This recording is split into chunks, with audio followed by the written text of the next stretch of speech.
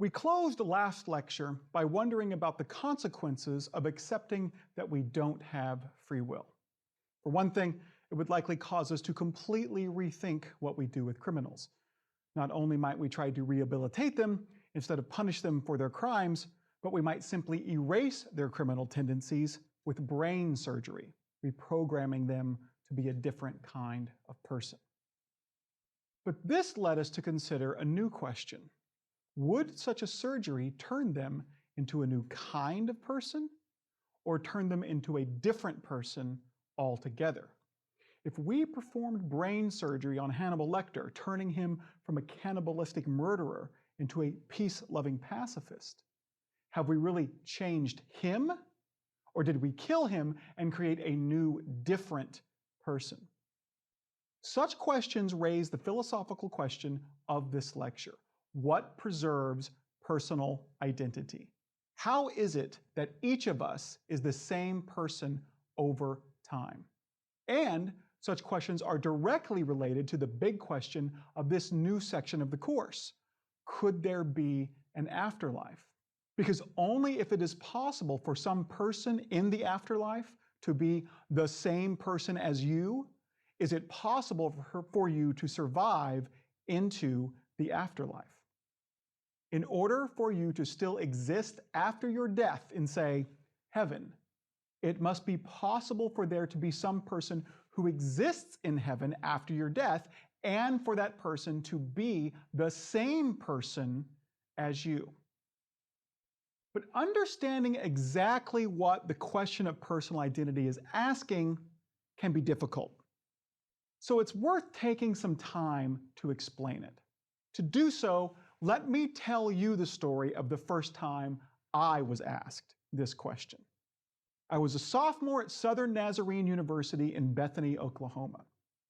I was in the first few weeks of my first philosophy class, Introduction to Philosophy, a course very much like the course you're listening to now. Actually, that's not true. I actually walked out of my first philosophy class as a freshman, but that was only because I was in the wrong room. I was supposed to be in Old Testament. I was a religion major at the time. Anyway, my Introduction to Philosophy class was conducted by Brent Montgomery. He'd seen me being loud and obnoxious with my friends at lunch that day, so he decided to pick on me during class. He asked me where I grew up as a child. In Guyman, Oklahoma, I responded, and I lamented the fact that it had recently been taken over by a giant, smelly pig processing plant. He called me Guyman Pig Boy from then on. But Guyman is where I grew up. I swam competitively as a child. I loved going fishing with my papa. I played basketball in junior high, won awards in speech and debate with my state championship team, and even did Bible quizzing in high school. And when I was really little, I was occasionally forced to wear a three-piece suit or to dress up like a cowboy. After making me consider how different I was as a child compared to my college sophomore self, Dr. Montgomery asked me to consider why I thought I was still the same person. Why it would be correct to say that I, the person sitting in his classroom, was the same person who, for example, set 5 pool records in one day in Spearman, Texas, when he was 8 years old. Now, I might have been tempted to say something like, well, I'm not the same person anymore. My 8-year-old self was a very different kind of person than I am today. In the same way that people say, I'm not the same person after a traumatic event or coming back home after war, I am not the same person I was when I was 8 years old. But if I had said that, Montgomery would have quickly pointed out that I had misunderstood his question. When people come back from war and say they are not the same person, they don't mean it in a literal sense. They don't mean that the person who was born to their mother has died and a new, distinct and unique person has come into existence. They just mean the kind of person they are has changed. They are qualitatively different. In the same way, Montgomery knew that I was now a different kind of person than when I was 8. He even bothered to point that out. There are obviously qualitative differences between my previous and current self. Many things about me have changed since I was 8. Nevertheless, I was, and am still, one and the same person. I am what philosophers call numerically identical to my 8-year-old self. Now, what does that mean? It means that I am the same object, the same thing. Those records I set in Spearman, Texas, those are still my records. I today am the person who set them. Or suppose I wronged someone back on that day. I guess it would have been 1985. Maybe I stole a Gatorade out of someone's ice chest during the swim meet. If I ran into that person today, I would have to apologize. Because even though I was a different kind of person back then, I, the person standing here right now, had wronged them back then. In the same way that Clark Kent and Superman really are the same person, me now and my 8-year-old self are the same person. Now, actually, I would have never done anything like that. I would have stolen anyone's Gatorade. I was an overly nice and kind of naive kid. And we'll discuss my actual answer to Montgomery's question next lecture. But the point now is this. This is what philosophers are asking when they are asking about personal identity over time. They are asking about numerical identity. And the notion that you now and your 8-year-old self are numerically identical is considered to be uncontroversial. It's obviously true. The big question is, in virtue of what is this true? What makes it the case that the person talking to you right now is numerically the same person, the same object, the same thing as some 8-year-old kid standing beside a pool in Spearman, Texas in 1985? That's the question that philosophers are concerned with. That's the question that we're asking here today. With this question now clarified, I think we can answer a question that we raised last lecture. Recall that at the end of One Flew Over the Cuckoo's Nest, Chief mercifully suffocates McMurphy after he was lobotomized. Now, we asked, did Chief really kill McMurphy, or had the lobotomy already killed him? It would seem that the answer is Chief does kill McMurphy. Even though McMurphy was bright and the lobotomy made him dull, it only changed the kind of person he was. It made him qualitatively different, but not numerically distinct. After all, I am qualitatively different from my 8-year-old self, but I am still numerically the same person. Now, our intuitions about McMurphy might change as we explore some possible answers to the philosophical question of personal identity, and we will do this in upcoming lectures. But before we do, it's important to understand why some very common answers that people are tempted to initially give to this question are not philosophically satisfactory. For example, some people might suggest that I am identical to my 8-year-old self because I still have a similar facial structure, or because I still have that scar on my chin that my sister gave me when I was 6. I'm reminded of one of my favorite Star Trek The Next Generation episodes, where a Starfleet admiral, Admiral Jameson, takes a medication that slowly changes him from a fragile old man into a vibrant young one. To convince his now aged archenemy, Governor Karnas, that he is still the same person, Jameson shows Karnas the scar on his arm that Karnas gave him the last time that they were together decades ago. Jameson uses the scar to prove numerical identity. Notice, however, that the scar is not what makes the person standing in front of Karnas the same person that he knew in his youth. The scar is how Karnas can tell or confirm that indeed he is the same person, but that's not what makes Admiral Jameson the same person over time. If the youth medication had somehow healed the scar, Jameson would still be Jameson. If I had had facial reconstruction surgery so that I no longer looked like my 8-year-old self, I would still be numerically the same person. It's also not the case that your DNA makes you numerically the same person. Yes, I now have the same DNA as my 8-year-old self, but that is not why we are numerically identical. If it were, then identical twins would actually be numerically the same person. Now, actually, that's not true. Strictly speaking, there are slight variations in the DNA of twins, but I think you get my point. Just in case, let's say that one day we perfect the technology of cloning and I create an exact replica of myself all the way down to my DNA. That DNA replica will still not be me. We will still be two distinct persons, right? Even though we're genetically identical. And only I, me, the original, will be numerically identical to my 8-year-old self. My clone will not be.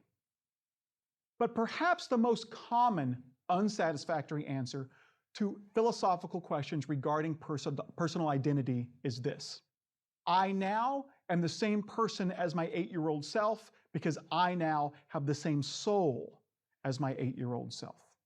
The notion that humans are ensouled beings is quite common, and it would seem that the soul hypothesis could provide an easy answer to our question of numerical identity. We're the same person over time because we have the same soul over time. But this answer actually falls horribly short, and understanding why is critical to understanding why this question is so difficult. First, we have to understand what the suggestion amounts to, because the concept of soul is slippery and can be defined in many ways. To be useful, it can't be the suggestion that I now have the same personality or character as my 8-year-old self. Strictly speaking, I do not. As we've already noted, I am now a very different kind of person than I was when I was 8. We should also avoid thinking of the soul merely as a mind, as a collection of perceptions, memory, and personality that are all bundled together. We'll talk about such conceptions of the mind and the role that mentality might play in personal identity. We'll talk about that later. But as something that preserves identity, such a concept is not going to be very useful. No. As an answer to the question of personal identity, our conception of the soul needs to be directly related to the notion of soul that we discussed in the lectures on free will. The soul is you, a separable, non-material entity composed of a non-material substance that houses or contains your mentality. It's where your visual experiences are had and your emotions are felt. It houses your personality and makes your decisions based upon it. Although mental activity can flow in and out of the soul, you have different experiences, memories, and personality over time. The substance of the soul supposedly remains the same. It is one and the same object over time. And so, the theory goes, it is in virtue of possessing the same soul that you now and your 8-year-old self are the same person. In a way, your soul is like a drinking glass. You can fill it with different liquids at different times, like there can be different mentality in it at different times, but it's still the same glass. It is still the same object made of the same material. Likewise, the mentality that our soul houses may be different than the mentality it once housed, but it is still the same soul. It is still the same entity made of the same non-physical material. But as an answer to the question of personal identity, the soul hypothesis fails for many reasons. First, there are all the philosophic and scientific problems that the soul hypothesis has that we discussed in previous lectures. It conflicts with neuroscience, conservation laws, and physics, and in general cannot account for downwards causation. How can a non-physical object cause things to happen in a physical world? Simply put, we have no good reason to think that souls exist, so they can't very well explain personal identity. But it gets worse. As an explanation for the preservation of personal identity over time, the soul hypothesis is particularly problematic. If the soul did preserve personal identity, it would both be necessary and sufficient for personal identity. In other words, you couldn't be the same person over time without having the same soul over time, and having the same soul over time would be enough to make you the same person. But upon examination, it seems that neither of those things is true. Let's talk about sufficiency first. Is having the same soul enough to preserve personal identity? Recall again that your soul is a substance that houses your mentality like a glass holds liquid. Suppose your soul was about to be emptied of all its mentality and filled with another set of memories and experiences, right? The 17th century philosopher Gottfried Leibniz asked us to imagine a man, let's call him Bob, whose soul is about to be emptied of all its mental content and then transferred to the king of China, where it will be filled with the king's mental content. So, when tomorrow comes, Bob's soul will no longer have any of Bob's memories or personality, and instead it will be all of the memories and personality of the king of China. In effect, tomorrow, the king of China will have Bob's soul. Question: will Bob be the king of China tomorrow? Think about that. Being the king of China would be desirable, but would Bob be thrilled at the prospect of all his mentality being negated in exchange for the current king of China's mentality? Would such a process make Bob the king of China? The person in the king's body would not even have any of Bob's memories or personality. He wouldn't even know he was Bob or ever had been Bob. In fact, since he has all of the king's mentality, he would think he always had been the king. So how would such a soul transfer make Bob the king of China? It must if the soul preserves personal identity, but clearly it would not. Compare this to the situation of someone saying that your soul will survive into the afterlife. But when it gets there, it will have none of your memories, recognize none of your friends or family, and know nothing that you know. Instead, it will have all of, B. Arthur's memories and personality. Would you be thrilled with this prospect? Would you think that you are going to survive into the afterlife at all? It would seem not. And yet, in this scenario, your soul still exists. Thus, it seems that the continued existence of your soul is not sufficient. It's not enough for personal survival. What's more, it seems that the continued existence of your soul isn't necessary for survival either. It isn't needed. Suppose, for example, that you go out to eat Chinese food with a friend, and your fortune cookie has a spell on it. You open it, and upon reading it, instantaneously, your soul dumps out all of its mentality and takes on theirs, so that the soul in your body has their memories and personality. Conversely, their soul dumps out all their mentality and takes on yours, so that the soul in their body now has your memories and your personality.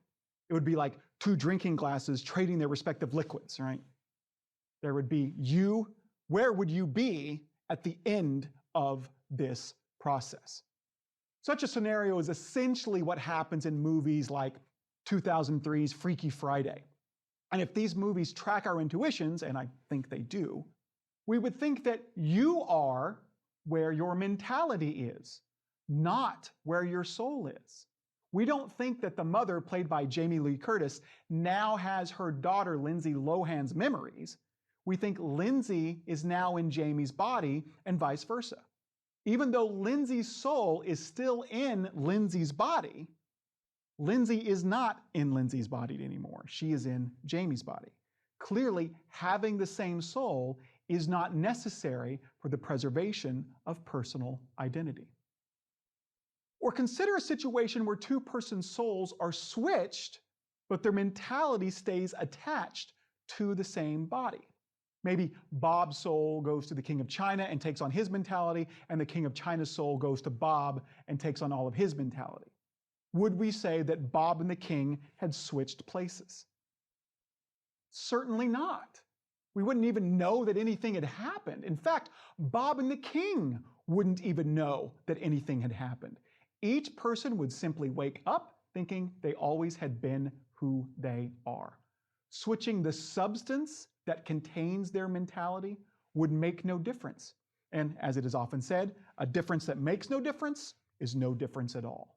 Thus, we see again that having the same soul is not necessary for the preservation of personal identity. And this leads me to a third objection to the idea that souls preserve personal identity. In order for them to do so, souls must be numerically distinct. They must be different objects. My soul must be a different object than your soul. Now, if we are to suppose that you and I have souls, we might be able to distinguish our souls by the mentality that they have. My soul contains my memories and your soul contains yours. But containing memories is what souls do. It is not what makes them numerically distinct.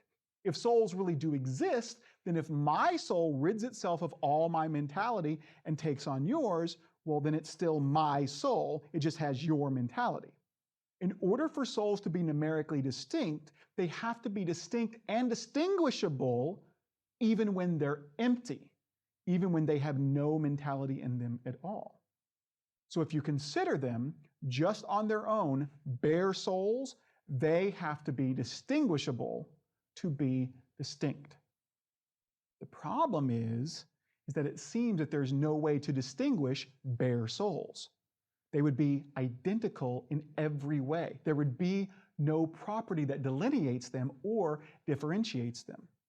So think about, pencils, right? Let's say they were produced by the same machine in the same factory, so that we have two pencils produced in that way. And so they come out in exactly the same way. They have all the same dimensions, weight, etc. All of their material properties, length, width, mass, all of it, are the same. How can they be distinct physical objects? Because they still have different properties. Gottfried Leibniz articulated a law called the identity of indiscernibles. If two objects have all the same properties, then they're really not two objects at all. They're actually one object. But two physically identical pencils will still have different properties. For example, they will always differ regarding the property of location. One will always be in one location, and the other one will always be in the other location. They will never be in exactly the same location, taking up exactly the same space at the same time. So physical objects, even though they are material identical, can be distinguished by their physical location. Thus, they are not one and the same object. But two bare souls would not only lack all material properties, but would seem to have no properties except for the property of being able to house mentality. But both souls have that property, so it cannot be used to distinguish them. If they were physical objects, we could distinguish them by location, but they are not physical objects. They do not have physical location. So we can't use that to distinguish them either. It would seem, therefore, that they share all the same properties. They are indistinguishable. And thus, by Leibniz's law, two bare souls would actually be the same object. Now, we might say that what distinguishes my soul from your soul is that my soul is attached to my body and your soul is attached to yours. But being attached to a body is not an essential property of a soul. That's not what makes a soul a soul. For one thing, your soul is still your soul, even if it's not attached to your body. For example, if your soul isn't attached to your body in the afterlife and it's in heaven, it's still yours. Further, if souls really are numerically distinct, they can be transferred from one body to the other, but still retain their identity. But if being attached to your body is what makes your soul yours, if it detaches from you and attaches to another body, well, then it's no longer your soul. What's more, I'm not even sure what it means to say that a non-physical entity is attached to a physical one. So this suggestion may be meaningless in the first place. All right. So as an answer to the question of personal identity, the soul hypothesis clearly falls short. It's not that philosophers think that souls don't exist because they can't be seen. After all, there are all kinds of things that can't be seen, but that we have good reason to believe exist. Not only do we have simple examples like the wind, which can't be seen, but we know it exists because we see its effects, but we also believe in the existence of things like electrons, which cannot be observed, but we justifiably believe exist because their existence provides the best explanation for a number of other observations that we do make. The problem with the soul hypothesis, it's not that it can't be seen, is that it doesn't explain anything. Not only does it fail to explain how we can be free, but it also can't account for personal identity. It's neither necessary nor sufficient for survival, and souls cannot be distinguished numerically. Consequently, it also can't explain what the religious usually invoke it to explain: survival into the afterlife. Now, at this point, the following is usually going through my students' minds. If souls don't exist, then isn't survival into the afterlife impossible? After all, most people think there is an afterlife because they believe that upon death, your soul detaches from your body and then floats away to heaven. If souls don't exist, well, that can't happen. In reality, however, the non-existence of the soul does not do much to threaten the religious notion that an afterlife is possible. In fact, many religions are not too keen on the idea of soul in the first place, and their conception of the afterlife has nothing to do with it. It's commonly thought that Hindus believe in a soul, but the Hindu conception of Atman, which is often translated in English as soul, is drastically different from the Western conception of soul that we've been talking about here. The Hindu Atman is supposed to be identical to Brahma, which is basically all of reality itself. And that clearly is not true of the Western soul that we've been talking about. In fact, it's not even clear if souls are compatible with the Hindu belief in reincarnation. Traditionally, Buddhists don't even believe in persons, much less believe in souls. The Buddha once said, "Only through ignorance and delusion do men indulge in the dream that their souls are separable and self-existent entities." The ancient Jews did not believe in souls either. Only ruach, a word often translated as spirit, but only really means wind or the breath of life. They believed that persons were essentially physical entities. What's more, they did not really believe in the afterlife, at least not a conscious one where you go to live after you die. Instead, they believed in Sheol, the place where the dead go to rest.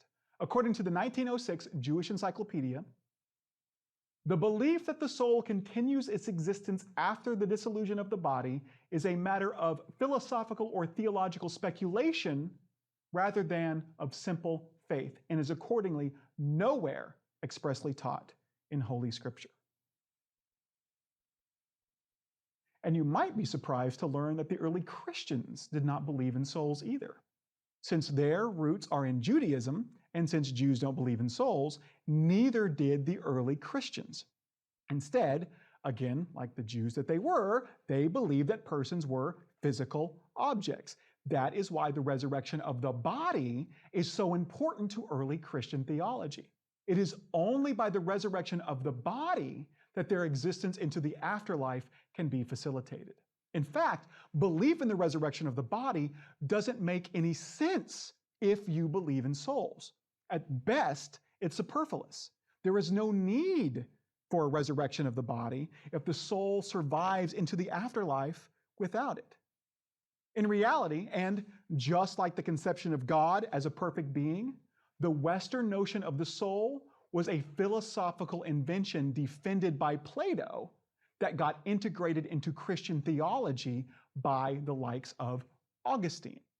He studied Plato and liked what he said about the soul, and so incorporated it into his Christian theology.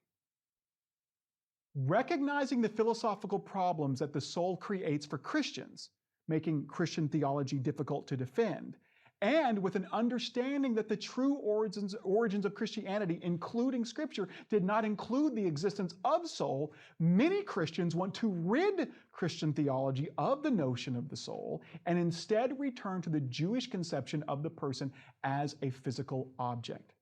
This idea stretches perhaps as far back as the medieval philosopher Aquinas, who argued against many Platonic ideas, and extends to present-day thinkers like Christian philosopher Nancy Murphy, theologian Brian McLaren, philosophical theologian LaRon Schultz, New Testament scholar Joel Green, and even evangelical theologian Stanley Grenz. So, how do these Christians think God will facilitate our survival into the afterlife? Christian philosopher John Hick argues that God could do so by recreating us. First, God would observe or record the physical configuration of your brain upon death, or some suitable moment before your death.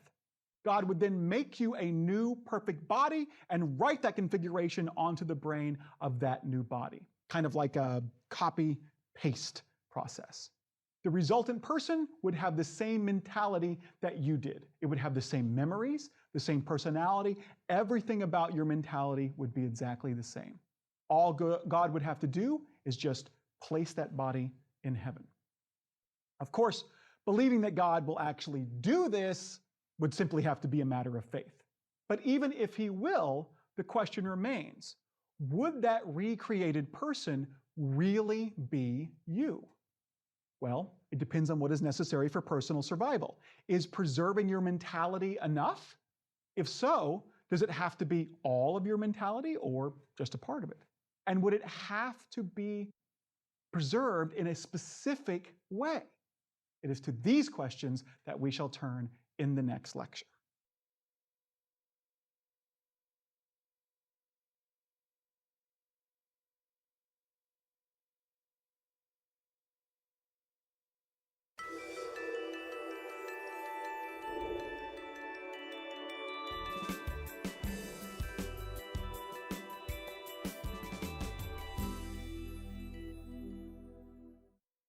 In this section, we're considering the general question of whether there could be an afterlife.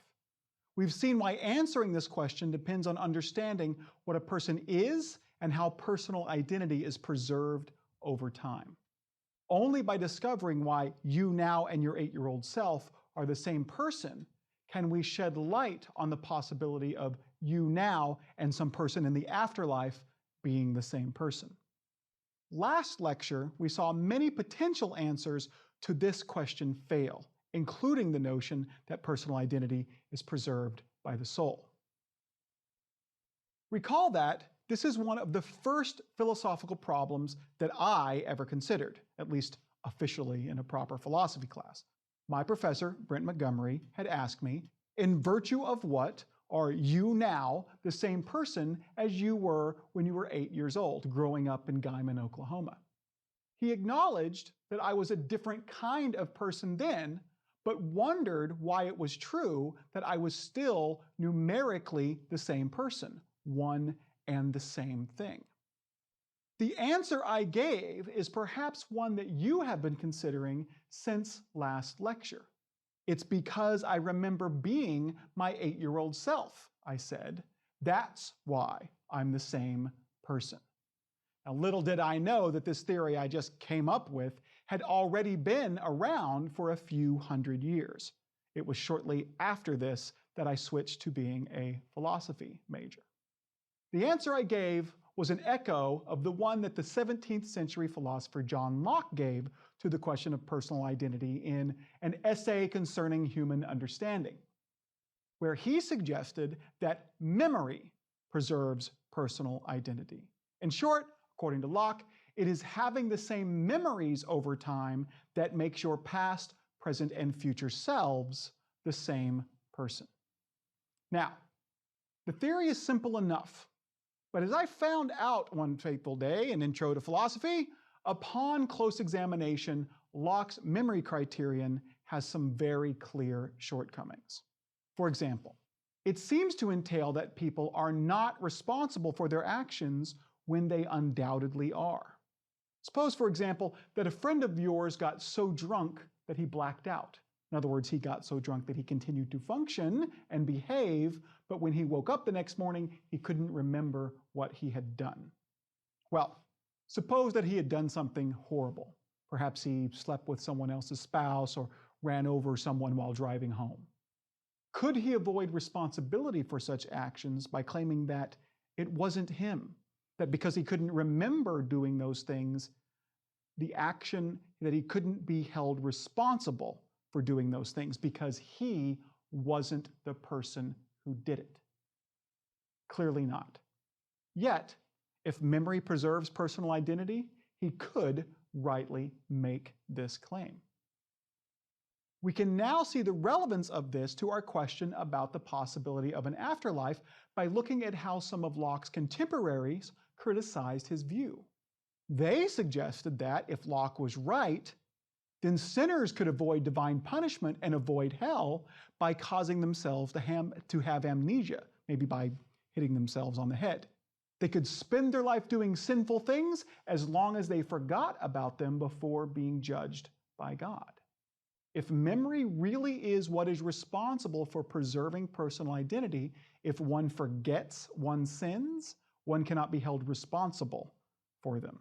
If Locke is right, by forgetting one's past, one could become an entirely new person, devoid of any blame. But again, this seems wrong, and so there seems to be something wrong with the memory criterion. In addition, if memory is to preserve personal identity, it has to have all the same properties of personal identity. It has to function in the same way. But it doesn't seem to. Now, what do I mean by that? Well, for example, personhood doesn't have any gaps. As time moves on, you are always the same person.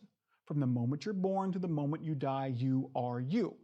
But memory has a number of gaps in it. Not only are there all the times that you're sleeping, but if you think back upon your past right now, there are a number of moments in your life that you can't remember. In fact, I would say that you are not actively remembering most moments of your life right now. Yet we don't think you're not identical to those past instances of yourself that you do not now remember. Most certainly, we think that you are you, that you are identical to yourself every moment of your life. Philosopher Thomas Reid criticized Locke's criterion with a thought experiment about a brave officer who became a senile general. Let me modify it a bit for our purposes. Imagine a boy who grows up to be a brave officer in the army. The brave officer remembers being the boy. Specifically, he remembers being flogged as a boy. And so the brave officer and the boy, according to Locke's criterion, are identical. The officer gets older and becomes a general, but the general goes senile and doesn't remember being the brave officer. So the officer and the general are not identical on Locke's criterion. But the general does remember being flogged as a boy. So the general and the boy are identical according to Locke's memory criterion. Now, according to Locke's criterion, the boy is identical to the officer, right? And the boy is identical to the general. However, since the general went senile, the officer is not identical to the general. But this is a logical impossibility.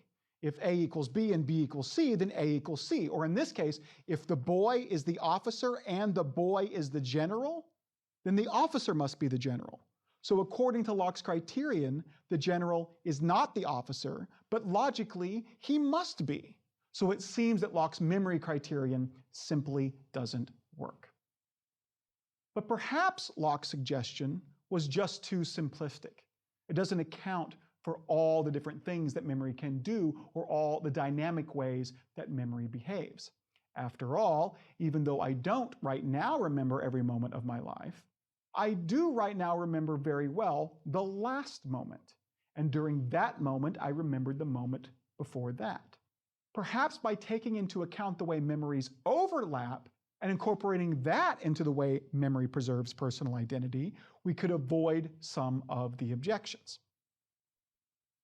That won't necessarily avoid the senile general, objection, however. If his senility is severe, there wouldn't even be memory overlap between the general and the officer. But maybe if we make our memory criterion function like identity, letting memory overlap count regardless of whether it runs from the past to the future or the future to the past, then we could avoid the objection. In other words, we could simply say that in the same way that if A equals B and B equals C, then A equals C, if A remembers or is remembered by B and B remembers or is remembered by C, then there is a memory connection and thus identity between A and C. So, since the general remembers being the boy, right, and the officer remembers being the boy, then the officer is numerically identical to the general. Now, we could probably press on and generate some more counterexamples to expose why even this modified memory criterion won't work. After all, there's still the funny business of sleep, most of which you don't remember, but during all of which you are yourselves. Do you not have the dreams that you don't remember? And perhaps we could modify the criterion even further to account for these counterexamples. But in my opinion, it's not going to matter, because the memory criterion, no matter how nuanced, won't be adequate because it seems to have things backwards. Put simply, your memories belong to you. You do not belong to your memories. In other words, a memory is yours in virtue of the fact that you have it. You are not you in virtue of the fact that you have a memory. Or we might say, I can remember being my 8-year-old self because I and that person are the same person. We are not the same person because I can remember being him. To understand this problem, consider the possibility of someone else's memories being implanted into you. This is a major plot point of the movie Dark City, in which aliens attempt to figure out what makes a human by extracting and implanting memories into them and trying to find something that persists through the changes. What is a person above and beyond their memories? So in one scene, we see a lower class couple, the wife in curlers and the husband in an undershirt, arguing over dinner about the trials of a blue-collar life, like working the night shift. After causing them to pass out in their soup, the aliens come along, extract their old memories, and inject new memories into their brain.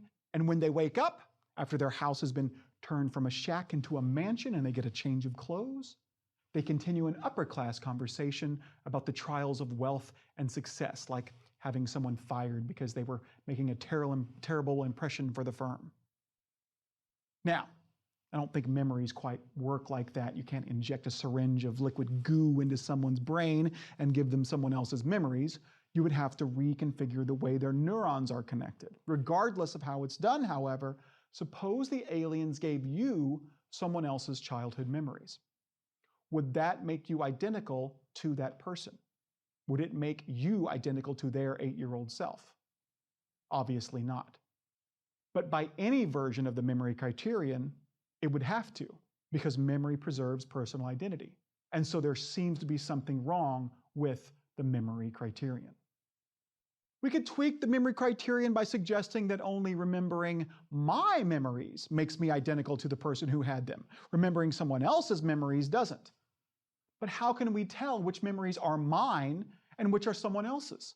You would have to establish who is who first, and then figure out which memories belong to which person. But according to the memory criterion, you use who remembers what to establish who is who, because that's what preserves personal identity. In short, according to this criterion, you can define who you are by appealing to memories that only you have. But if you have not identified who you are, I have no idea which memories you have had and which memories you haven't had.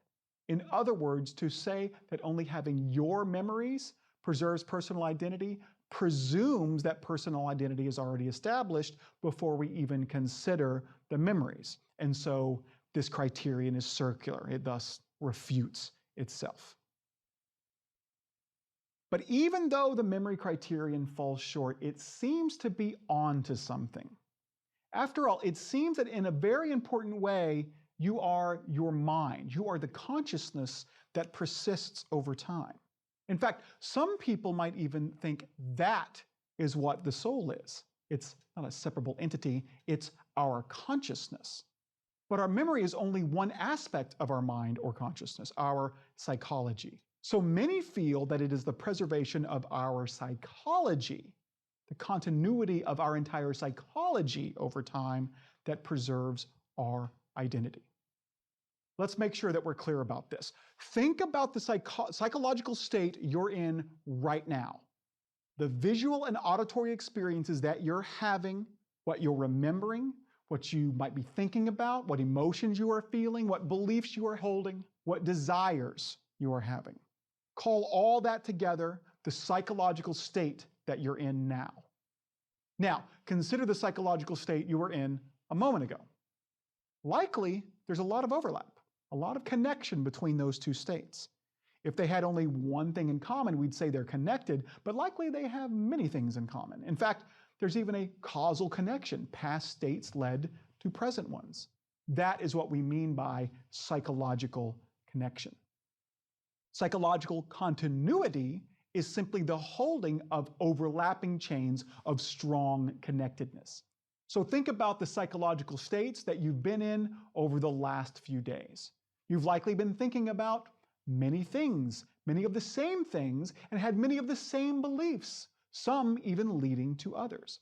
There is a strong psychological connection between these psychological states, and so we would say that they are in continuity, psychological continuity.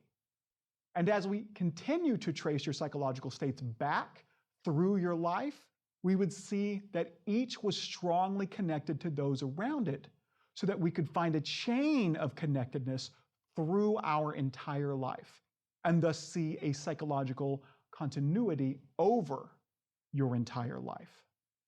In light of this, we might propose a new criterion for the preservation of personal identity over time, one inspired by the work of the contemporary philosopher Derek Parfit.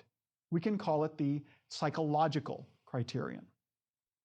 Psychological continuity exists if and only if there are overlapping chains of strong connectedness, and person X is identical to person Y if and only if there is such continuity and it has the right kind of cause.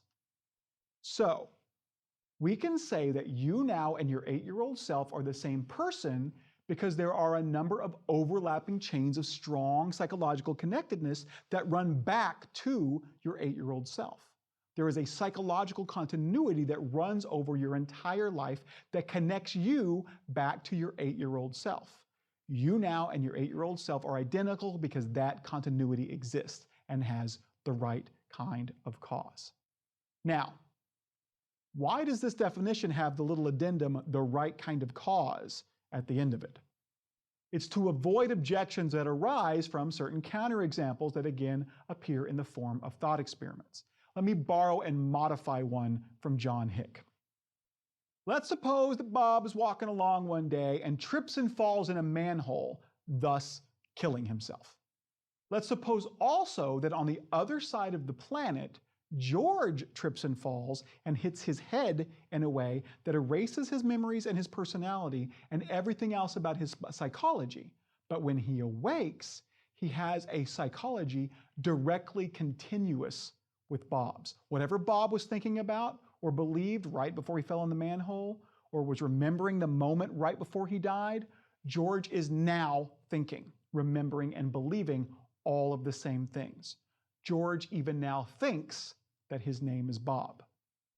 But let us suppose the fact that this happened, complete coincidence. There is no causal connection between the two events at all. Unlikely, I know, but it's a thought experiment. And remember, thought experiments are supposed to shake out our intuitions on philosophical matters. In this case, our intuitions about what's required for personal identity. Is George now Bob? Did Bob actually not die at all, but did he simply reappear on the other side of the planet? It seems not. Although George and Bob have similar psychologies, they're not really continuous. In order for George to be Bob, there would have to be some kind of causal connection between the two. If it's just a coincidence that George wakes up with Bob's mind, basically, then they are not the same person, no matter how psychologically similar they are. But will any kind of cause do? Or does it have to be a certain kind of cause? To make clear how this is relevant to our overall question about the afterlife, think back to John Hick's suggestion about how God might facilitate our survival into the afterlife. God records the configuration of our brain, creates a new body out of new matter, and pastes the configuration of your brain onto that new body. Is that person you? This person has your psychology because God caused him or her to. Is this type of divine action the right kind of cause to preserve personal identity? To answer that, let's examine another sci-fi scenario that is strangely similar to Hick's suggestion: the Star Trek transporter. For those unfamiliar with Star Trek, first of all, shame on you. How could you miss out on something so culturally important? Second of all, here's how Star Trek transporters work. In the future world of Star Trek, they've discovered that, as Captain Picard once put it, matter and energy are interchangeable, a notion based on Einstein's equation E equals mc squared. The idea is that they can convert matter into energy and energy back into matter. This is how their super cool food replicators work. They can take energy stored in a battery or produced by an antimatter-matter collision and convert it into any form of matter they want, including food. So there is no need for a kitchen on the Enterprise, just a food replicator in every cabin. But I digress. The transporter works like this. You step on the transporter pad, and the transporter will record the configuration of all your atoms, recording exactly where each one is relative to all the others. It then will convert all of your matter into energy, move that energy to a different location, convert that energy back into matter, and rearrange it into the exact configuration that it was in before. The result is that you disappear from the transporter pad and seem to reappear in a new location. And since the person who appears in that new location is configured exactly the same way as the person who was standing on the transporter pad, including the very configuration of that person's brain, that person has all the same memories, personality, wants, beliefs, all the same mentality that the person who was standing on the transporter pad did. Let's call this matter transport, matter transportation. Most people will say that matter transport preserves identity. It's just a question of taking you apart and then putting you back together. Sometimes things go wrong in the Star Trek universe and matter transport doesn't happen.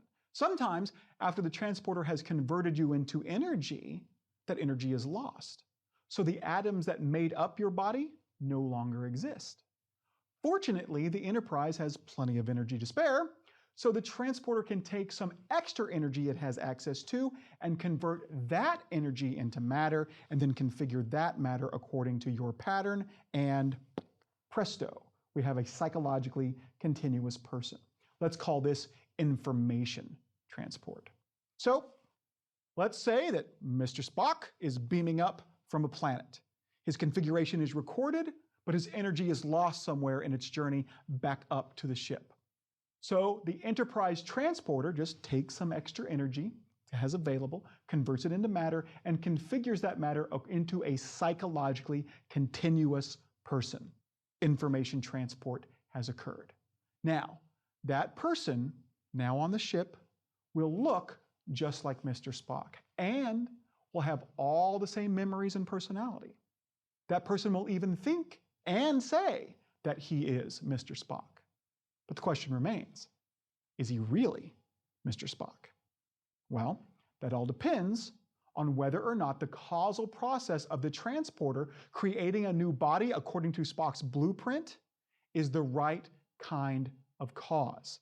Does information transport preserve identity.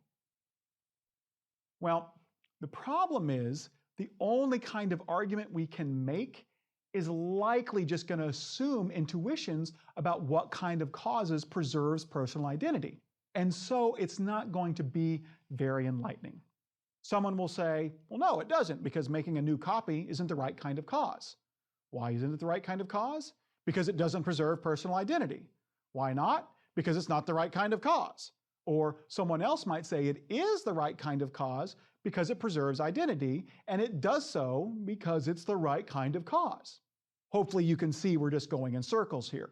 The only way to argue that a certain kind of cause preserves personal identity is to rely on our intuitions regarding whether a cause has the right kind of causation, and the right kind of causation has occurred to preserve identity. But whether it does is the very issue at hand. The same will be true of whether or not God's pasting your blueprint onto a new body preserves personal identity, whether a Hickeyan afterlife really is an afterlife at all. And the only way such a divine action would preserve personal identity is if it is the right kind of cause. But of course, it's the right kind of cause only if it preserves personal identity. It's just going to come down to your intuitions or your assumptions about these things.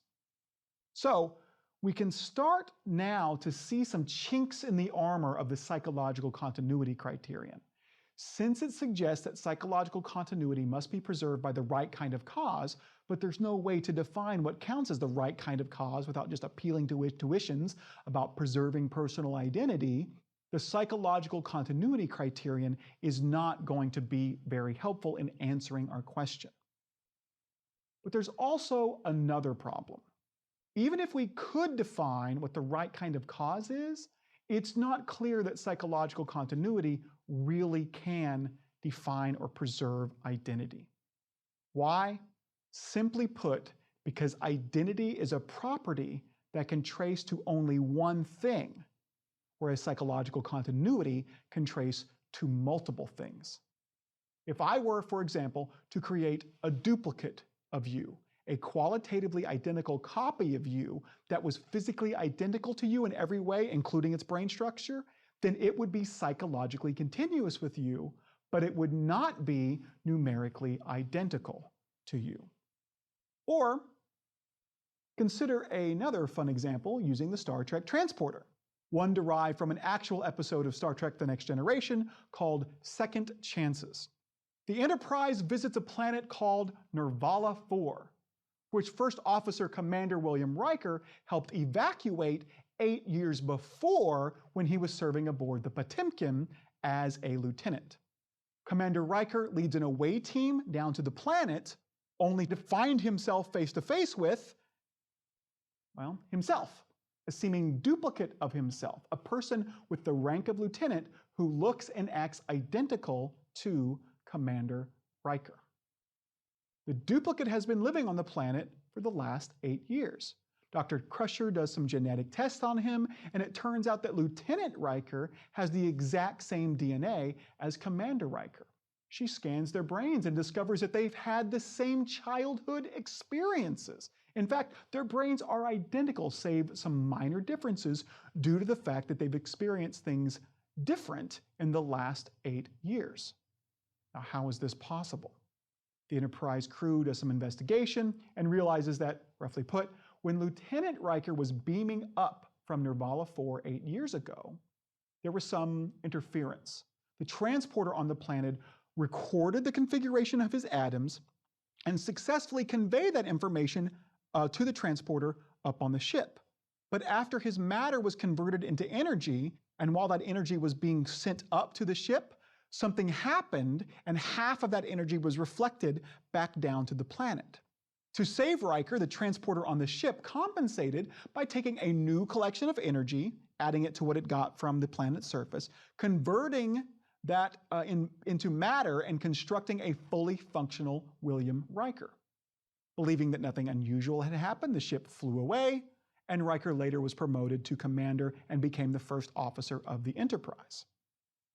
But the transporter on the planet did the same thing. To save Riker, the transporter on the planet compensated by taking a new collection of energy, adding it to what reflected back, converting that energy back into matter, and constructing a fully functional William Riker.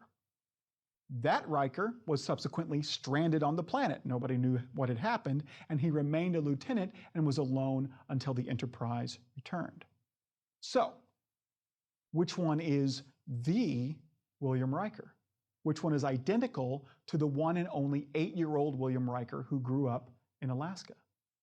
At the moment that they both appeared, each was a completely qualitatively identical duplicate of the original Riker, and so was 100% psychologically continuous with the original Riker. So according to the psychological criterion, both would be numerically identical to William Riker. Both would be the same person as his 8-year-old self. But they can't both be the same person. They can't both be William Riker. If they were, things that are logically impossible would be true. It can't be the case that Riker both did and did not successfully transport up from the planet. It can't be the case that he is both in love and no longer in love with Counselor Deanna Troi. It can't be the case that he is both